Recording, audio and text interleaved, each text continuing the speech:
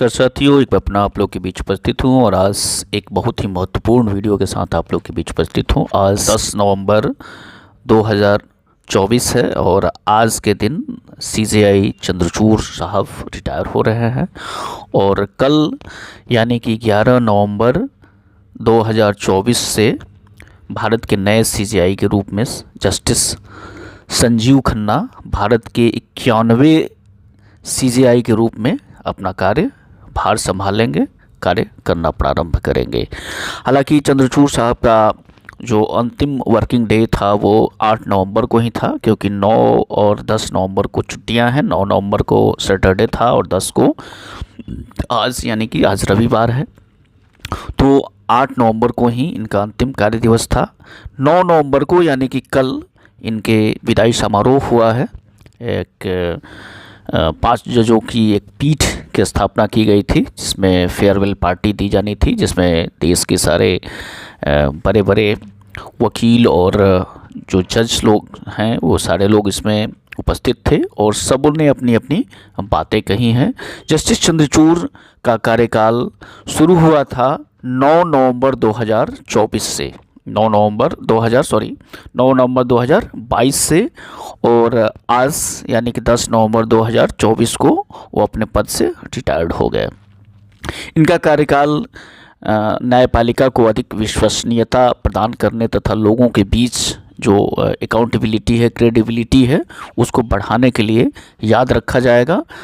आज इस वीडियो में हम लोग जस्टिस चंद्रचूड़ के 10 महत्वपूर्ण फैसलों पर बात करेंगे।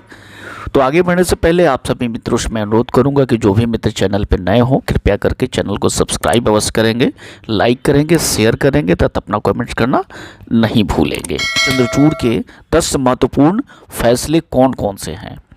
पहला फैसला है राम मंदिर का फैसला। बहुत ही महत्वपूर्ण फैसला है राम मंदिर का फैसला, जो कि जस्टिस चंद्रचूड़ के जीवन का एक महत्वपूर्ण पड़ाव भी कहा जा सकता है।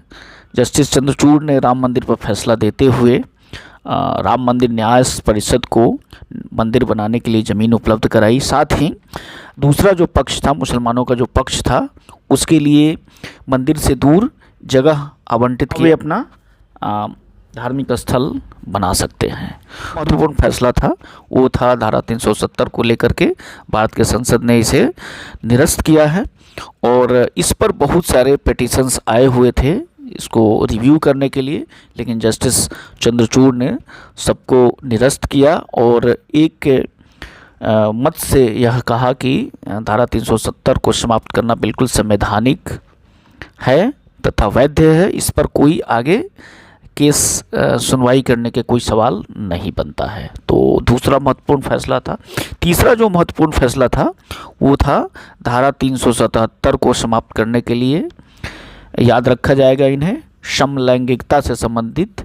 तो धारा 377 को इन्होंने समाप्त किया। साथ ही जो समलैंगिक विवाह था उसे अवैध करार दिया तथा इस पर कोई अपना फैसला न देते हुए इसकी सारा जो जिम्मेवारी थी वो भारत के संसद को दिया कि भारत के संसद इस पर एक कानून बना करके लाए ताकि जो समलैंगिकता है इस पर इसको अलग तरीके से परिभाषित किया जा सके।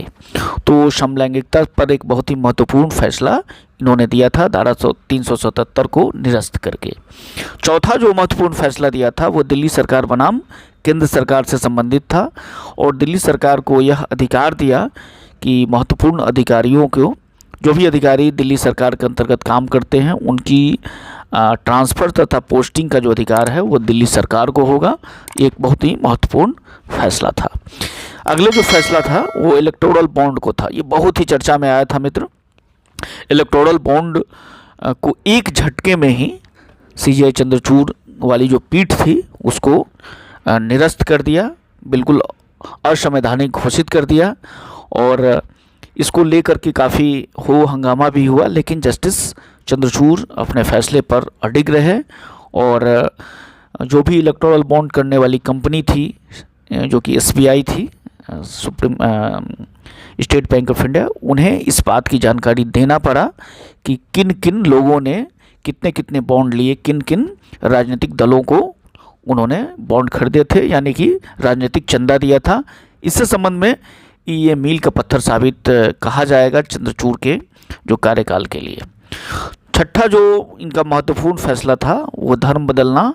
केरल का एक केस आया था, हादिया केस, आप लोग को याद होगा। उस पे उन्होंने फैसला देते हुए ये कहा कि किसी भी व्यक्ति का धर्म बदलना जो है उनका निजी अधिकार है, यानी कि निजता के अधिकार में इसे शामिल किया, और यह एक बहुत ही महत्वपूर्ण फैसला था। साथ ही एक और इनका जो फैसला काफ़ी महत्वपूर्ण रहा वो सबरीमाला मंदिर को लेकर था। सबरीमाला मंदिर में 10 वर्ष से लेकर के 50 वर्ष तक के महिलाओं को प्रवेश वर्जित था। केस को सुनवाई करते हुए जस्टिस चंद्रचूड़ ने सभी तरह के महिलाओं को मंदिर में प्रवेश करने की अनुमति दिलवाई। एक बहुत ही मील का पत्थर माना जाएगा। आठवां जो इनका महत्वपूर्ण फैसला था वो था कार्यस्थल पर यौन शोषण। कार्यस्थल पर महिलाओं को अधिक सिक्योर बनाने के लिए एक काम का जो वातावरण है वो अच्छा बनाने के लिए कार्यस्थल पर होने वाले यौन शोषण को आपराधिक श्रेणी में लाया तथा इसके लिए गंभीर सजा का भी प्रावधान किया। नौवां जो इनका महत्वपूर्ण जो फैसला कहा जाएगा वो अविवाहित महिलाओं के गर्भपात से संबंधित था। अविवाहित महिलाओं के गर्भपात भारत में आज भी गैर कानूनी माना जाता है, लेकिन इसको लेकर के इन्होंने एक कानूनी उसका फैसला दिया कि अविवाहित महिलाएं भी गर्भपात करा सकती हैं, ये उनका हक है। और इस मुद्दे को लेकर के अभी आपने अमेरिका के जो राष्ट्रपति चुनाव चल रहा था जिसमें डेमोक्रेट की जो उम्मीदवार थी कमला हैरिस, उनका महत्वपूर्ण मुद्दा भी गर्भपात से संबंधित था। तो अभी के समय के लिए पूरी दुनिया के लिए जो एक चर्चा का विषय बना हुआ था, भारत में चंद्रचूड़ महोदय ने इसको अपने फैसले से वैध बनाया है। इसके अतिरिक्त फैसला है, 10वां फैसला नहीं कहेंगे बल्कि हम ये कहेंगे कि 10वां जो टर्म है उसके अंतर्गत हम कह सकते हैं कि जस्टिस चंद्रचूड़ ने 600 से अधिक फैसले दिए, जिसमें काफ़ी महत्वपूर्ण फैसले के साथ साथ कुछ साधारण फैसले भी थे। इन्होंने 38 संवैधानिक पीठ की स्थापना किया था और विगत कई कार्यकाल के जो CGI को देखा जाए तो उनसे काफ़ी अलग था। तो इस प्रकार हम चंद्रचूड़ को याद रख सकते हैं कुछ महत्वपूर्ण राजनीतिक तथा गैर राजनीतिक सामाजिक फैसलों के लिए, जो कि हमारे जीवन में काफ़ी महत्वपूर्ण स्थान डालता है। चंद्रचूड़ के जो पिताजी थे वे भारत के सबसे लंबे समय तक रहने वाले जस्टिस CGI रहे हैं।